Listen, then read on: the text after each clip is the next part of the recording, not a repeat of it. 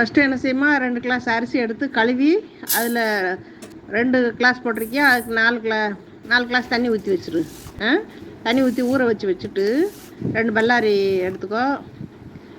தக்காளி வந்து ஒரு 4 தக்காளி எடு, நல்லா பெரிய தக்காளி, நல்லா பழுத்த தக்காளியாக 4 தக்காளி எடுத்துக்கோ. 4 தக்காளி 2 பல்லாரி நறுக்கி வச்சுக்கோ.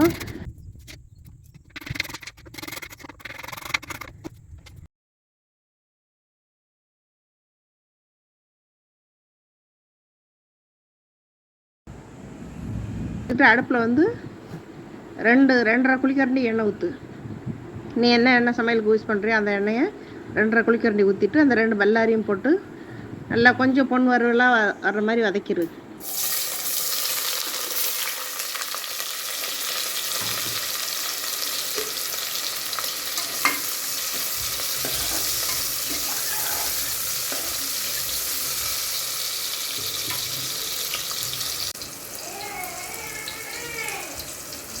ரொம்ப முருவ வேணாம், லேசாக ஓரம் சோக்கிற மாதிரி வந்தால் போதும்.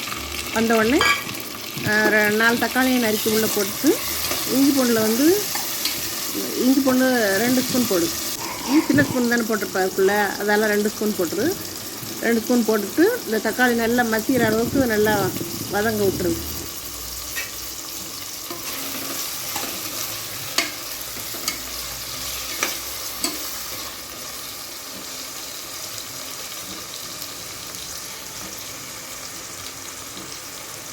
பிரியாணி மசாலா இருக்குல்ல, பிரியாணி மசாலாவில் 1.5 ஸ்பூன் போடு. 1.5 ஸ்பூன் பிரியாணி மசாலா, 1/2 ஸ்பூன் மிளகாத்தூள் போட்டுரு. பிரியாணி மசாலாவில் கொஞ்சம் உரப்பு இருக்கும், அதனால் 1/2 ஸ்பூன் போடுறது. பிரியாணி மசாலா கம்மியாக இருந்துச்சுன்னா 3/4 ஸ்பூன் போட்டுக்கோ. 3/4 ஸ்பூன் மிளகாத்தூள் போட்டுக்கோ. போட்டுட்டு நல்லா எல்லாம் சேர்ந்து நல்லா வதக்கி விட்ரு. அதுக்கப்புறம் தயிர் இருந்தால் ஒரு 1/2 டம்ளர் தயிர் ஊற்று. தயிர் ஊற்றி நல்லா எல்லாம் சேர்ந்து நல்லா வதக்கி விட்ருது. வதக்கி விட்டுறதுக்குள்ளே அரிசி ஊறிடும். உனக்கு தண்ணியோட சேர்த்துனா ஊற வச்சுருக்க அந்த அரிசி தூக்கி உள்ளே ஊற்றி போட்டு அதுக்கு தேவையான அளவு உப்பு, குக்கர் விசில் வச்சு விட்டுறணும்.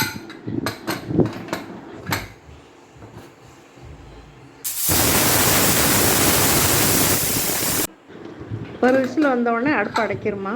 அடுப்பை அடைக்கிட்டு விசில்லாம் நல்லா அடங்கினோடனே என்ன செய்ய, குக்கரை திறந்து நல்லா ஆவிலாம் வெளியாக்கிட்டு லேசாக கரண்டி வச்சு கீழே உள்ளது மேலே வர மாதிரி நல்லா பிறவி விட்டு வச்சுரு. முட்டை பிரியாணி சூப்பராக இருக்கும். பிறகு முட்டையை இன்னொரு குக்கரில் 3 முட்டையை போட்டு வேக வச்சுட்டு அதை உரித்து அதுக்கப்புறம் சோத்துக்கு மேலே வச்சுரு. உள்ளே போட்டு ஆக்க வேணாம்.